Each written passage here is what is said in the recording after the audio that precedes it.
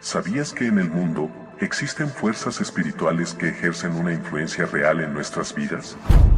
Desde tiempos antiguos, estas fuerzas, a menudo llamadas principados y potestades, han buscado alejarnos de Dios, manifestándose en nuestros pensamientos, emociones y hasta en nuestra salud física y mental.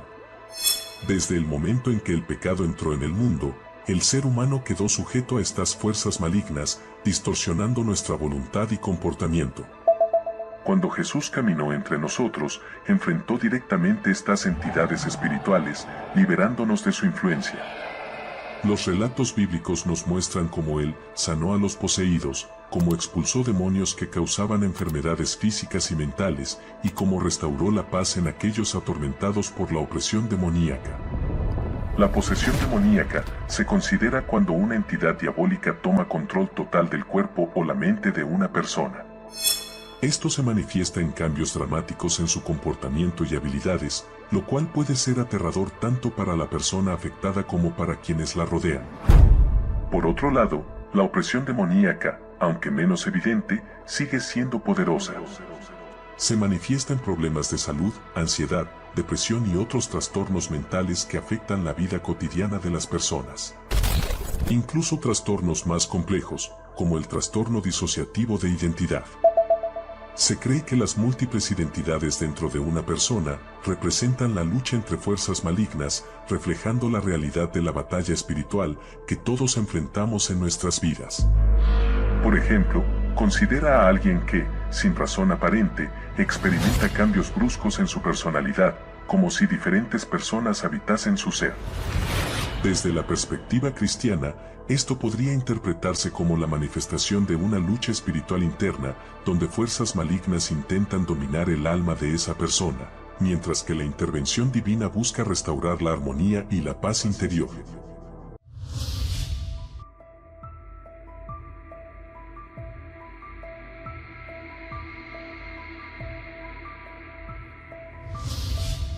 Porque todo el mundo se encuentra bajo la influencia del maligno. Primera de Juan 5:19. Cuando Cristo apareció en el mundo, inició una guerra, inició una confrontación contra entidades espirituales llamadas daimón, que se tradujeron demonios.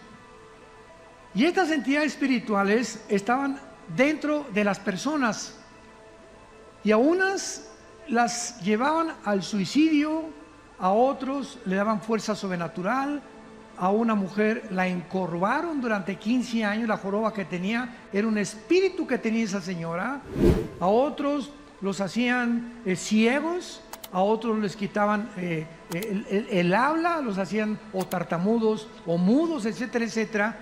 Y Cristo comienza a enfrentarse a estas criaturas para revelarnos. Es lo primero que hizo Cristo cuando vino al mundo, comenzar a mostrarnos que los seres humanos pueden estar influidos por estas entidades espirituales. Y como el mundo no entiende la conducta del ser humano, sobre todo cuando se descubrió la psicología con Sigmund Freud a principios del siglo pasado, pues una persona que tenía múltiples desórdenes de la personalidad, pues don Pancho tiene una cara en la mañana, tiene una cara en su trabajo y tiene otra cara en la iglesia. O sea, don Pancho tiene 3 máscaras. Se porta de una forma en su casa, de otra forma con sus amigos y de otra forma entre cristianos. Entre cristianos parece San Selmo. Esto se llama en la psicología desórdenes múltiples de la personalidad, pero también le llaman esquizofrenia, porque no hay otra manera de poder determinar una conducta irregular de un ser humano portándose de diferente manera. Otra persona, por ejemplo, es muy asustadiza, doña Carmelita, y se encierra en su casa y se sube al camión y cree que todos lo están viendo, etcétera, etcétera, y la calificaron como paranoia. Doña Carmelita es paranoica, le dice el psicólogo o el psiquiatra. Tu problema está que tienes miedo de toda la gente, paranoia, sin saber que puede haber la posibilidad de que haya espíritus obrando dentro de Carmelita y de don Pancho también. Otra actitud, ¿verdad?, que es la que está prevaleciendo ahorita en el mundo. ¿Quiénes estuvieron detrás de la pandemia? Se les llama psicópatas, sociópatas, personas enfermas completamente, que creen que eliminando miles de personas o millones de personas en el mundo vamos a sobrevivir. Porque ya no hay carne, ya no hay arroz, ya no hay pollo, ya no hay maíz, etcétera, etcétera. La producción de grano ha rebajado cantidad más del 50% en el mundo. Pues vamos a eliminar, y la solución es esa: mientras menos gente, vamos a vivir más años. Y han inventado pandemias, microbios, y van a seguirlo haciendo porque ellos creen en su psicopatía, en su locura, en su falta de razonamiento, lógica y principios elementales del sentido común, que esa es la solución. Benito Mussolini, igual en Italia, compadre de Hitler, que estableció el fascismo, murió colgado y la gente casi lo mata, bueno, que lo remató colgado en la cabeza, ahí en la plaza de Florencia, Benito Mussolini. Y así todos estos hombres han tenido ideas locas, psicópatas. Alejandro el Magno muere a los 33 años en Irak, en la antigua Babilonia, y dice: vámonos ya. Los generales, los 4 generales en que se dividió el Imperio Romano, le dijeron: Alejandro, ya estamos cansados, vámonos a casa, ya a Grecia. Tenemos casi 12, 13 años peleando, mira, todos están ya ensangrentados, heridos, etcétera, etcétera. Y él estaba obsesionado. Total que lo convencieron y se quedan en Babilonia, y ahí comienza a fumar hashish, se vuelve homosexual, comienza a tener giras, ¿verdad?, homosexuales, y se juntan 5 contra 5, 10 contra 5, etcétera, etcétera, y muere Alejandro a los 36 años, completamente drogado, le da malaria, le da paludismo, le dan todas las enfermedades, y antes de morir le dice a los generales: ya no tengo mundos que conquistar.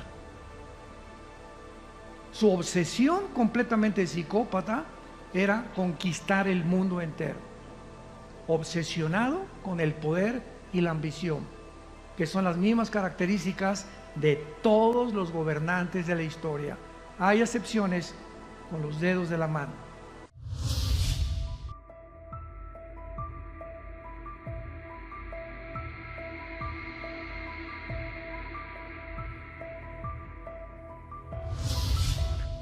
Hace muchos años, en un pequeño pueblo perdido entre montañas, vivía una mujer llamada Adela. Adela era conocida por su fe inquebrantable y su amor por los demás. Sin embargo, algo oscuro se cernía sobre ella. Desde hacía tiempo, Adela experimentaba cambios inexplicables en su personalidad.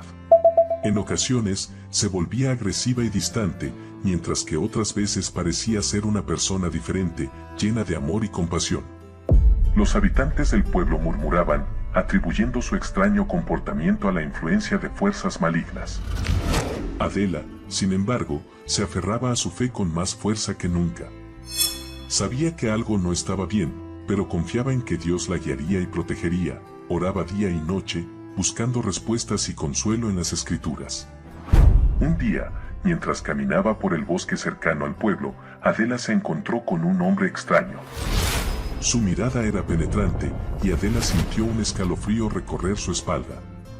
El hombre le habló con voz suave pero llena de autoridad, diciendo que conocía su lucha interna y que podía ayudarla. Adela, aunque temerosa, sintió una extraña paz en su corazón.